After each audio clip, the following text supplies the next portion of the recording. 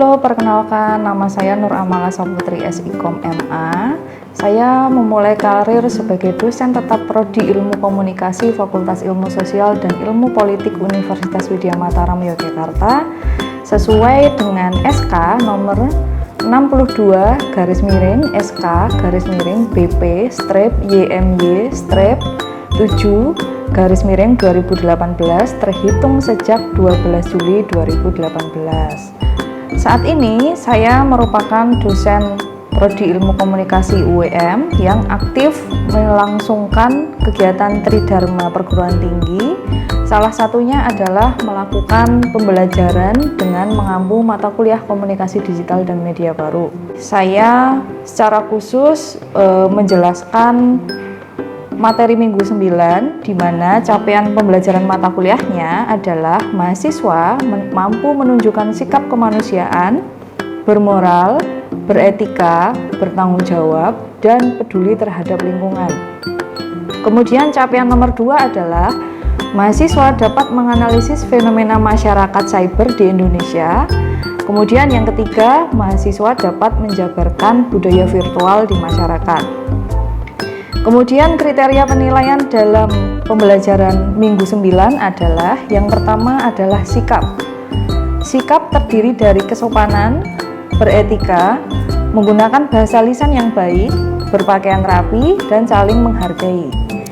Kemudian mahasiswa juga harus menerapkan nilai, norma, etika akademik, dan juga etika dalam kelas. Kemudian capaian keterampilan umum penilaiannya adalah berpikir logis, kritis, sistematis, dan juga inovatif. Mahasiswa mampu menunjukkan kinerja mandiri, bermutu, dan terukur. Kemudian dalam poin keterampilan khusus, jawaban yang tepat, bahasa Indonesia yang baik dan lancar, dan juga di poin pengetahuan, mahasiswa harus dapat menguasai dasar-dasar ilmiah, disiplin ilmu komunikasi. Kemudian proses pembelajaran minggu 9 dilakukan secara hybrid. Yang pertama itu dilakukan perkuliahan secara langsung atau luring, di mana mahasiswa harus datang ke kelas dan mendengarkan dosen dan juga mengerjakan tugas serta diskusi. Kemudian selanjutnya mahasiswa juga harus mengumpulkan tugas yang dikumpulkan melalui platform Google Classroom.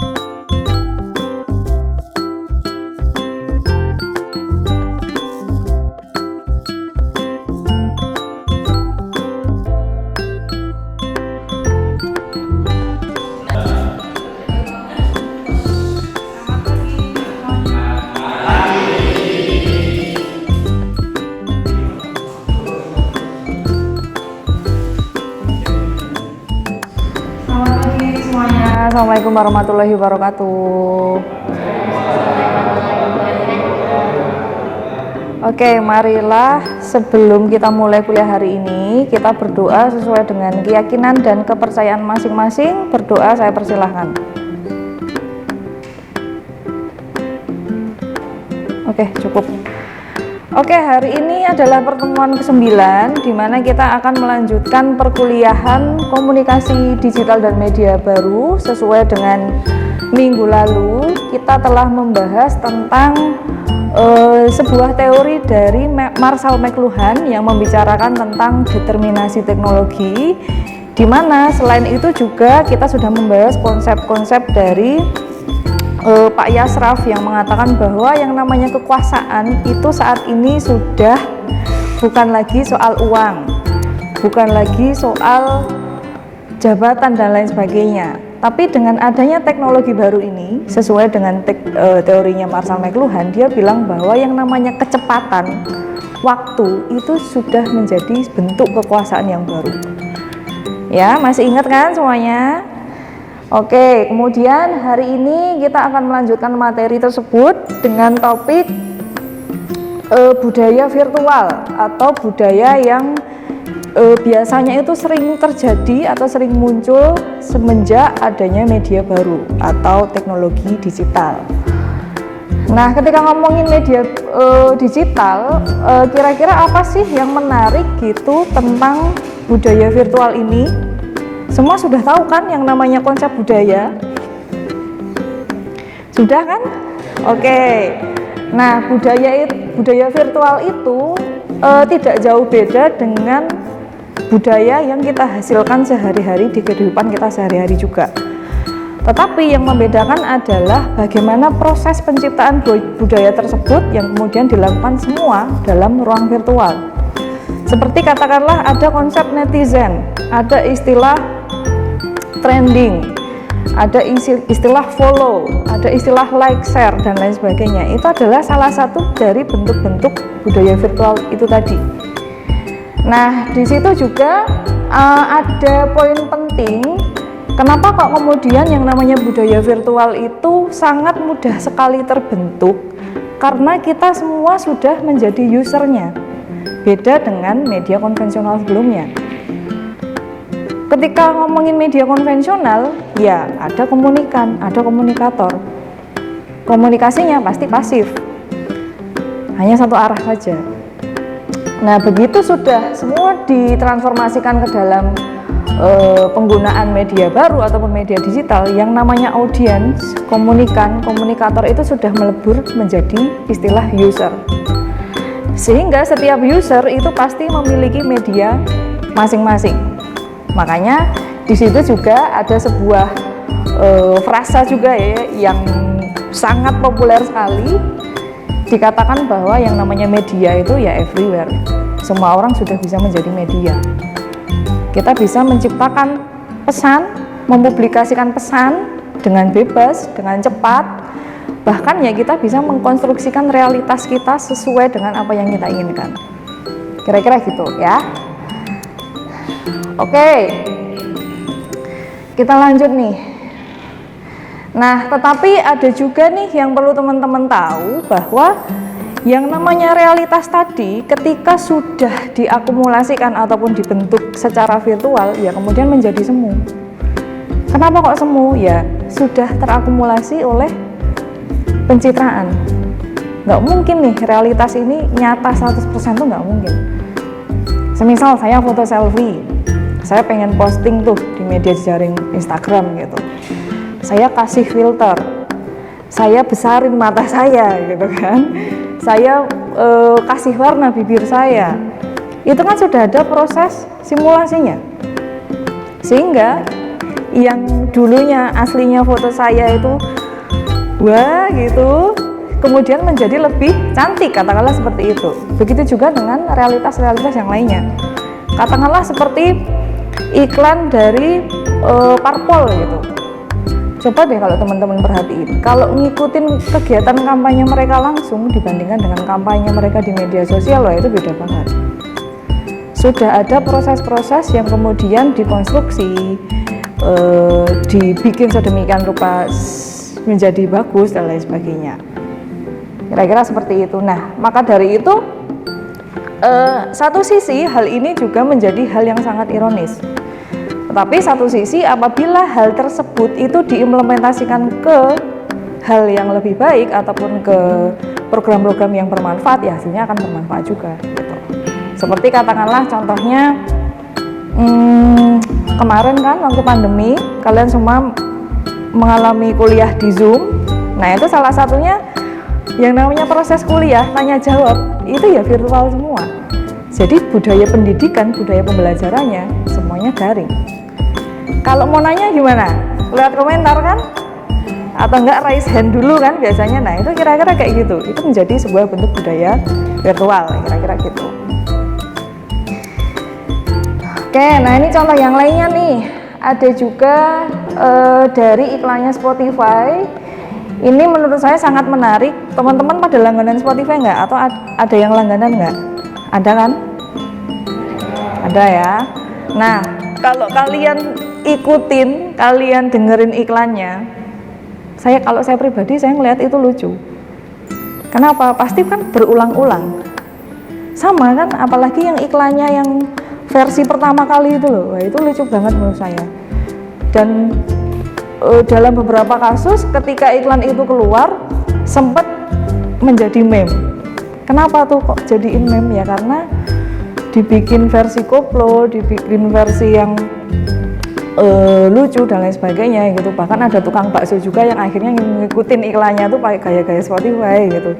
Nah itu menjadi salah satu bentuk dari proses pengkonstruksian budaya virtual juga, kira-kira seperti itu. Dan satu hal juga yang menarik dari Spotify ini adalah karena dia adalah media digital ya, platform streaming terutama, yang menjadikan dirinya sebagai perusahaan jasa streaming musik.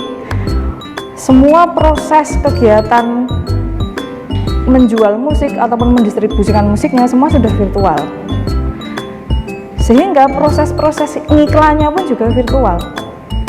Dan kalau teman-teman lihat, wah ini udah, menurut saya ini full semua adalah isinya semua budaya virtual. Yang dulu iklan musik tuh paling masih konvensional dan lain sebagainya, semua sudah dibikin menjadi virtual semua. Kayak semisal kalau kita nggak langganan Spotify itu, kalau sebelum dengerin musik itu kan kita harus dengerin iklannya dulu kan. Apa nih semua udah langganan semua nih, wah keren nih kayaknya gitu kan. Itu biasanya kalau mau loncat ke next 3 lagu pasti harus dengerin iklannya Spotify dulu. Awal-awal dulu seperti itu. Tapi sekarang iklannya sudah mulai bervariatif tuh. Ada iklan musiknya Blackpink, ada iklan musiknya siapa dan lain sebagainya gitu. Bahkan terakhir itu saya itu sempat dapat iklan chat Dulux itu loh di Spotify. Dan itu lucu menurut saya. Yang membuat iklan Duluxnya bukan si produk Duluxnya, tetapi mereka menyewa jasa Spotify untuk mengiklankan produknya. Dan dibikin lucu. Kenapa kok lucu ya? Biar menjadi sebuah tren baru dalam media jejaring sosial gitu. Kira-kira seperti itu. Nah selanjutnya nih, mungkin saya masuk ke contoh kasus aja nih. Ini ada yang tahu kasus ini? Oke, Isna dulu, silahkan. Ya, ini kan karena soal tren ya. Gampang banget tersebar di sosial media manapun. Tapi menurut saya kalau tren hashtag dengan ukuran kayak gitu tuh jadi mubazir gitu loh. Kan nggak mungkin kalau orang ngabisin satu hashtag itu jadinya kayak kurang cocok lah jadi tren gitu. Oke. Terima kasih Isna. Ada lagi nggak? Rizky silahkan.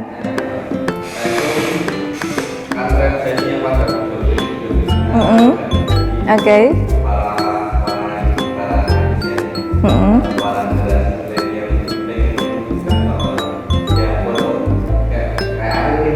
Oke.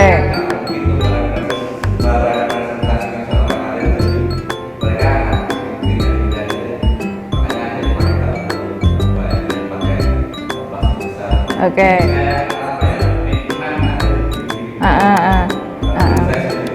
Oke. Terima kasih Rizky.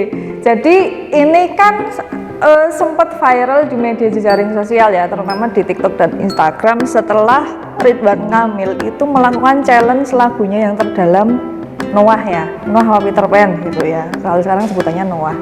Kemudian setelah diposting oleh Ridwan Kamil di media jejaring sosial, banyak netizen-netizen yang kemudian ngikutin. Dan secara nggak langsung ya, satu sisi ini menguntungkan si Noahnya. Kenapa? Karena si lagu terdalam yang sudah dibikin dari tahun berapa itu tadi kan, itu jadi trending lagi gitu. Walaupun kemudian akhirnya menjadi sebuah budaya kelucuan yang baru, humor daring yang baru gitu, kira-kira seperti itu. Oke. Nah kemudian selain Instagram dan juga Spotify, ada juga media Netflix ya. Netflix ini merupakan media streaming film. Kalau secara kategori sama dengan Spotify, keduanya merupakan platform streaming. Tetapi kalau Netflix ini, konten yang di streaming itu adalah film atau series. Nah, Netflix ini kemudian setelah menjadi media yang bisa diakses oleh masyarakat dan lain sebagainya, akhirnya juga mengubah bagaimana manusia itu mengkonsumsi film. Dulu kita asik nonton sama pacarnya ke bioskop kan gitu kan. Sekarang nggak perlu lagi itu ke pacarnya, ke bioskop sama pacarnya, ke kos pacarnya aja buka Netflix nonton berdua, kan romantis banget kan gitu kan. Nah itu akhirnya juga merubah bentuk-bentuk seperti itu, budaya seperti itu.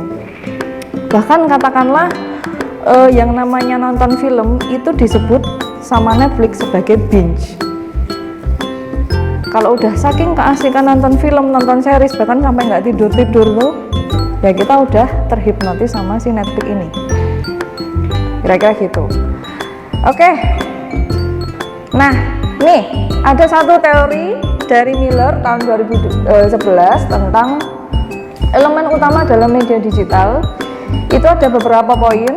Secara teknis, Miller itu menyebutkan ada digital network, interaktif, hypertext atau hipermediasi, kemudian ada automatis, ada juga database, kemudian dari fitur-fitur itu ditarik lagi menjadi bentuk budaya-budaya yang bisa dianalisis dalam mata kuliah kita, seperti ada konteks sosialnya, ada variability-nya, ada rhizome, bagaimana kemudian si tren-tren konten tadi bisa menjadi cabang-cabang tren yang lainnya gitu. Kemudian juga bisa memperlihatkan tentang proses dari pembentukan budayanya itu tadi seperti apa. Dan yang terakhir ternyata juga mampu memunculkan pengalaman yang lain dibandingkan dengan media konvensional. Seperti di situ kalau Miller itu mencontohkan ada telepresence, ada virtuality, ada juga simulation. Telepresence itu seperti yang kita alami waktu kuliah Zoom. Kalian nggak tahu tuh, mungkin ada yang di NTT, ada yang di Sulawesi, bisa ketemu secara telepresence bersama saya ketika kuliah Zoom melalui media Zoom. Kira-kira seperti itu. Kemudian secara virtual, ya seperti tadi yang sudah kita bahas. Bisa nanya pakai raise hand, bisa nanya pakai komentar dan lain sebagainya. Kemudian juga yang terakhir ada simulasi. Semua proses yang kita lakukan di dalam media daring ataupun media digital ya sudah semu. Kira-kira gitu. Oke, silahkan sampai sini dulu. Ada yang mau bertanya nggak? Silahkan nih Ken.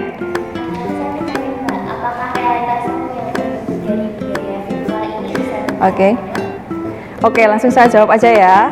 Nanti yang lainnya nanti dulu ya. Oke. Jadi kalau kita melihat yang namanya budaya virtual ini, melihat juga dengan kasus-kasus teknologi digital yang perkembangannya itu sangat cepat banget, ya ternyata tidak selamanya budaya virtual itu bisa bertahan selama itu. Katakanlah trending yang terdalam tadi, paling cuma bertahan berapa bulan. Seperti challenge buka botol pakai kaki itu loh, itu kan juga nggak bertahan lama. Akhirnya pergerakan budaya, pembentukan budaya itu juga semakin cepat. Beda alurnya dengan pembentukan budaya yang dulu menggunakan media konvensional. Proses pergerakan manusianya pun juga akan semakin cepat. Nah, seperti yang minggu lalu kita bahas di teorinya Pak Yasraf Amir Piliang, dia mengatakan yang namanya kekuasaan itu bukan lagi soal uang, bukan lagi soal jabatan dan lain sebagainya, tapi adalah waktu, kecepatan. Kira-kira gitu. Oke, ada lagi nggak selain ini Ken? Yang mau nanya? Silahkan, Hazel. Gimana tuh? Jejak digital itu dapat digunakan dan dimanfaatkan secara bebas oleh semua orang. Oke, kalau ngomongin jejak digital sih pasti jelas ya. Semua orang yang melakukan aktivitas di media daring ataupun media digital itu pasti meninggalkan jejak-jejak digital. Dan biasanya, contohnya kasusnya gini, Fazal menggunakan media Instagram. Kamu login, kemudian kamu memposting foto, kamu like gambar itu, kamu men-share, udah berapa aktivitas tuh berarti? Kan banyak. Dan pasti terekam oleh Instagram. Dan data-data yang sudah direkam sama Instagram itu biasanya akan ditampung dulu oleh Instagram. Karena data itu menjadi milik Instagram, ya Instagram boleh melakukan data-data kita tadi menjadi bentuk yang lain. Semisal kita dijual ke pihak pengiklan dan lain sebagainya. Tapi itu resmi biasanya. Tetapi kan ada beberapa juga katakanlah pihak-pihak ilegal yang kemudian mencuri data, terus dijual kemana, dijadiin target promosi, target marketing. Itu bisa seperti itu. Di Spotify sama Netflix ini memberlakukan itu banget. Ketika kita muter Blackpink 5 kali muter Blackpink, nanti otomatis iklan yang keluar setelah muter lagu Blackpink itu, kalau nggak merchandise K-pop ya iklan dari lagu Blackpink sebelumnya biasanya. Jadi terakumulasi secara otomatis dan itu bisa dijadikan sebagai bentuk komersialisasi dari media itu. Kira-kira kayak gitu ya. Oke, terakhir mungkin sebelum saya tutup, saya pengen memberikan tugas PR ya buat kalian. Nanti tugasnya dikumpulkan di Google Classroom. Tugasnya itu sederhana sih. Saya minta kalian untuk mencari sebuah kasus yang menarik. Kemudian kasus tersebut dianalisis menggunakan poin-poin dari Miller tadi. Kemudian kalian deskripsikan dan lain sebagainya. Lalu kalian kumpulkan di Google Classroom. Oke, paham ya semuanya? Oke, kalau gitu terima kasih atas perhatian dan partisipasi kalian di kuliah saya minggu ke-9 ini. Minggu depan, minggu ke-10 kita akan membahas tentang teori ekonomi politik media baru, dan nanti jangan lupa juga bukunya untuk dibaca-baca lagi biar diskusinya semakin semangat ya. Terima kasih semuanya, saya tutup. Selamat siang, Assalamualaikum warahmatullahi wabarakatuh. Oke, demikian pemaparan saya. Terima kasih, kurang lebihnya saya mohon maaf. Salam budaya.